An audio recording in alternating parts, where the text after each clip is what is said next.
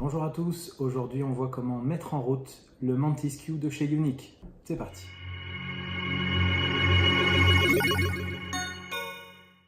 Pour mettre en route le Mantis Q, on commence par charger les batteries.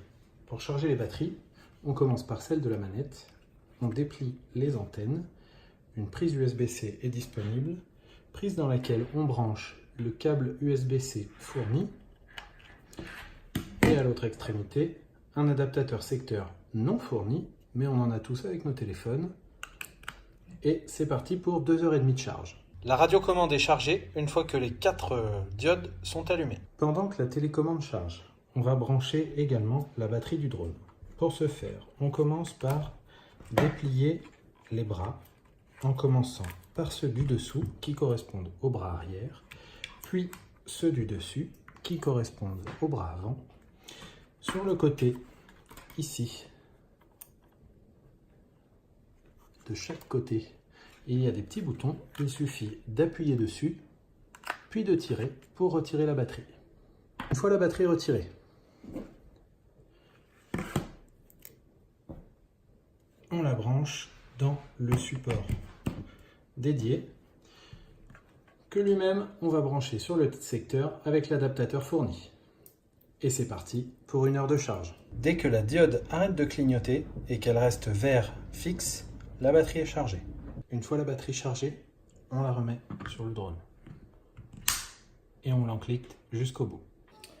Lorsque les batteries sont chargées, il ne reste plus qu'à installer le smartphone sur la radiocommande en branchant, dans mon cas, le câble de recharge de l'iPhone, puis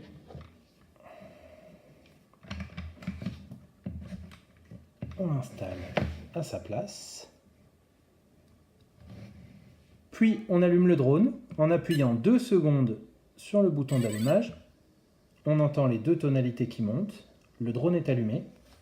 Puis on allume la radiocommande en gardant appuyé 2 secondes également. On lance l'application.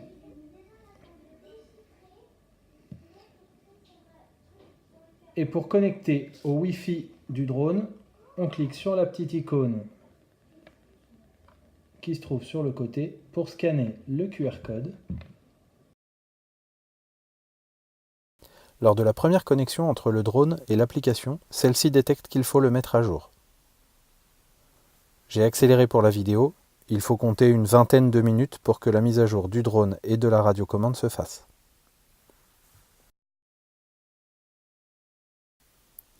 Lorsque les téléchargements sont terminés, l'application nous demande de cliquer sur « Upgrade » pour mettre à jour. La mise à jour s'effectue en quelques minutes. Le drone et la radiocommande redémarrent chacun à leur tour. Et la connexion entre les deux se refait automatiquement au rallumage. Une fois la connexion récupérée entre le drone et la radiocommande, la vidéo apparaît de nouveau. On peut à ce moment-là reprendre la main et commencer à jouer avec les réglages, notamment les unités, pour lesquelles je suis repassé en unité métrique. Une fois qu'on sort des réglages, l'interface se présente. Après la mise à jour du drone, il y a 2 façons de le faire décoller. La première en appuyant sur le bouton Take Off qui se trouve ici. La seconde en mettant les manettes comme ceci afin de démarrer les moteurs. Puis le joystick de gauche que l'on lève tout doucement pour faire décoller le drone.